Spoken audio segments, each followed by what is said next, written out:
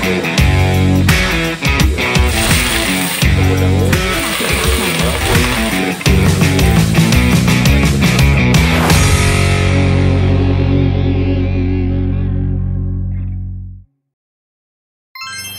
good morning everyone. Time for cooking! Hello, magandang umaga po sa ating lahat. Tara po at tayo magluluto. Pero bago po tayo magluto, shout out muna po sa aking mga batchmate. Infinity, shout out po sa inyo. Kay batchmate Ellie, kay batchmate McCoy, Elma, Pet, Doray, Jacqueline, kay Jerry, kay Mate Judith, Mate Brando, and Evelyn. Shout out sa inyo kung saan kayo naroon at mag-iingat po lagi. And I love you! At syempre, shout out sa aking misis na nasa Saudi. Okay, tara po at magluto na po tayo. Ito po yung mga sangkap na sa lulutuin natin ngayon. Meron tayong sibuyas, bawang, 4 cubes, munggo, at baboy, at 2 sotangan. Tara tayo po ay magluto na. So, pahinta po tayo ng ating kaldero.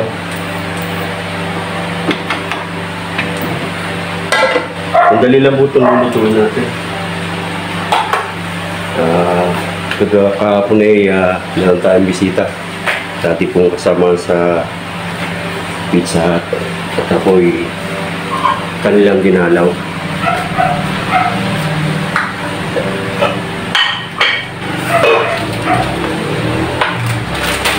Tayo magluluto ng simple.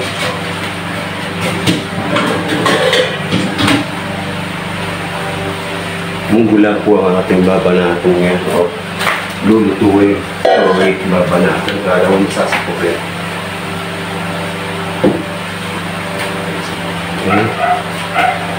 Okay. Hinihintay po lang natin uminit ang ating kaldero. Tapos mamaya tapos ito po sotangan. Sorry po, may ito mga bago po natin sa tubig.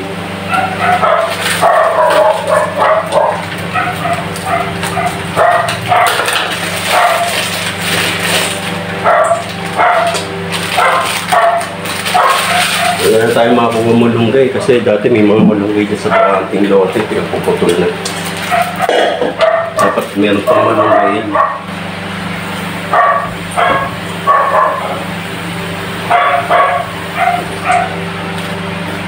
Kaya natin ng mantika. Okay. Okay na po yung kaldero natin. Medyo na po yan. Gigisa lang po tayo. Tapos papakuluan po natin yung ito. Tapos po ay wait natin na lumambot yung munggo. Tapos pag malambot na po ang munggo ay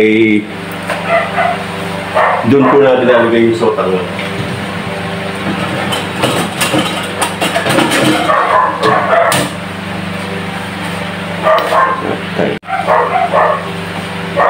Okay, mag-isa na po tayo.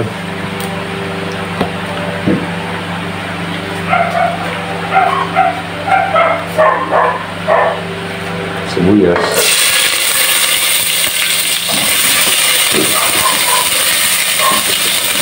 Lagyan natin yung bawang. Mabilis na luto lang ito. Gigisa mo lang yan. Tapos yan lang yung baboy. 1/4 lang yung baboy po natin. Kasi yung ating yung 1/4 lang dito.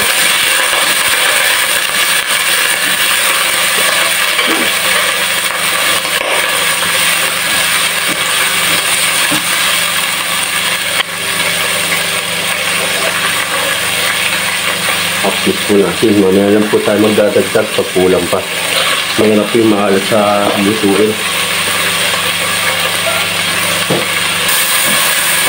Ito natin. Medyo inumuo po ako kasi kahapon po ay nagluto tayo ng biryani at ang init po ito namin.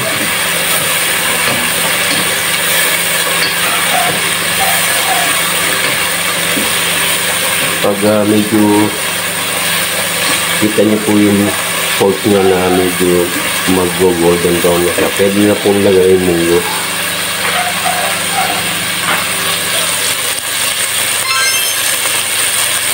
Mga 5 minutes po na continuous sa paghalo.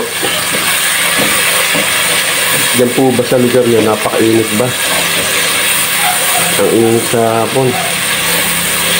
Sablay na naman ang aming kuryente nito dahil araw-araw na naman ang aircon. Then lagyan na po natin yung 4 cubes.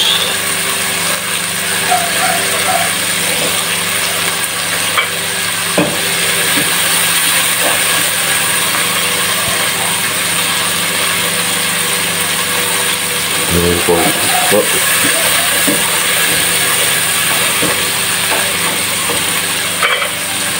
Ganyan na itsura ng yung baboy. Pwede na po natin ilagay yung ating ilagay na po natin yung munggo. Bali na ugasan na po ito kanina. Binalawan ko na rin po. Kasi minsan yung munggo may buhangin po. Kaya pag ugasan yung maigi. Tapos lagyan po natin ng tubig at papakuloan po ito.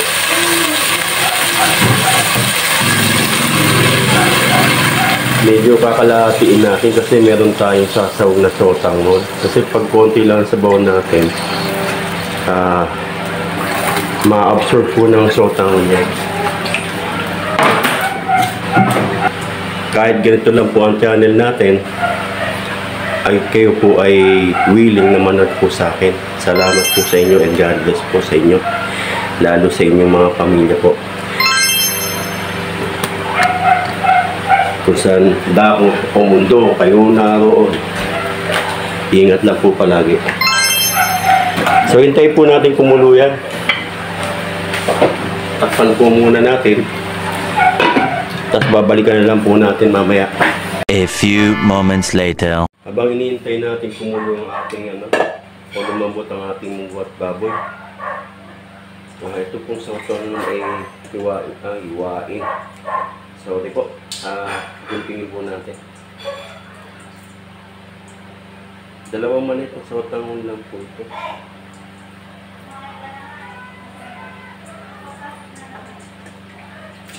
Ay po, ano po ang ulam nyo sa inyong tahanan? Sa aming munggo kahit lettuce pala.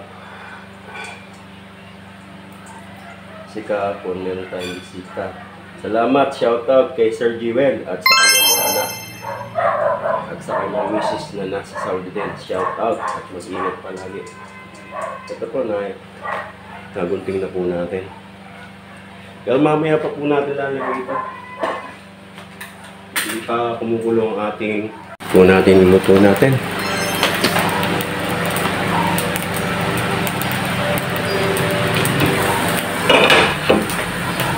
Matagal na kuluan to, siguro mga 20 minutes.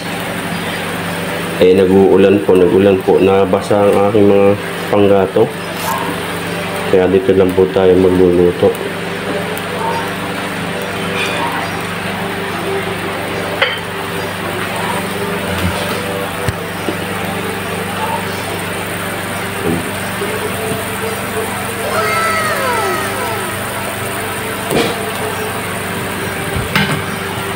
Hintayin po natin yan lumambot.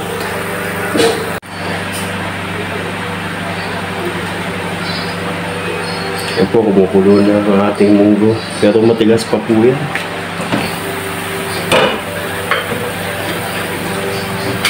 Pag ganito po ang mga lutuin ko at mayroong okay na panggatong, doon po ako nagluluto sa labas. Kasi magasos po sa gasol pag pakuluan, di ba po?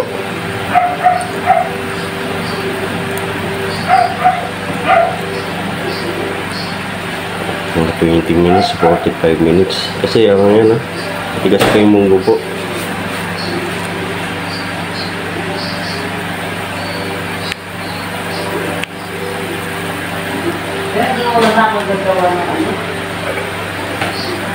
So, takpan po natin siya ulit. Babalikan natin siya mamaya.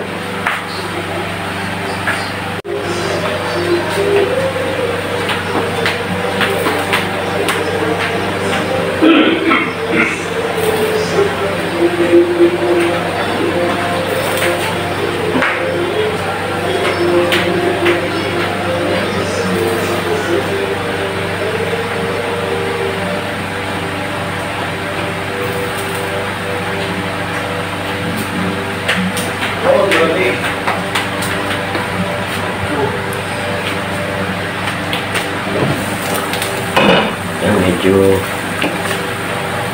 yun, medyo malambot ang ating munggo.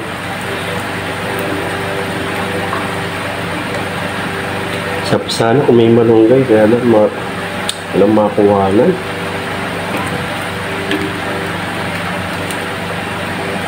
Testing po tayo kung okay na po yung munggo. Saka lalagay po natin yung ano.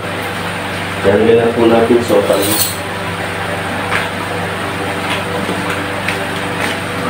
Check natin.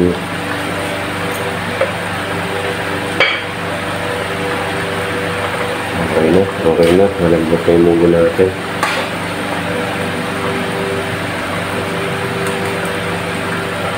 Pwede natin lagay po ang ating sotanghon.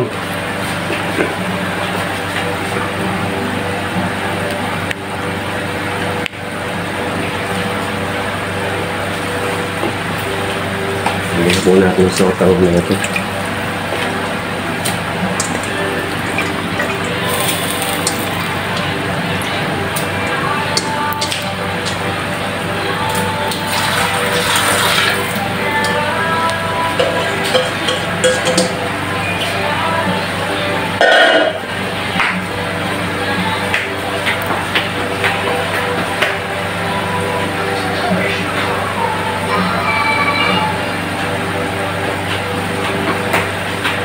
Mga 10 minutes po, pwede na po ito. At kakain na kami ni Matma. Tapan po natin siya ulit.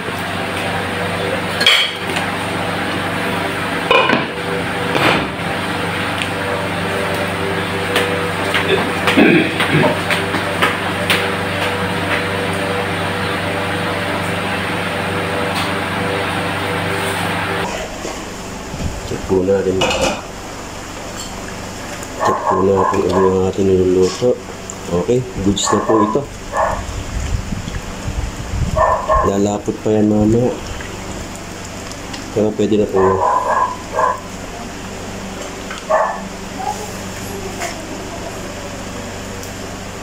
Ito na po yung ating munggo with sotanghon. Salamat po sa mga nanonood. And God bless po sa ating lahat. Thank you po.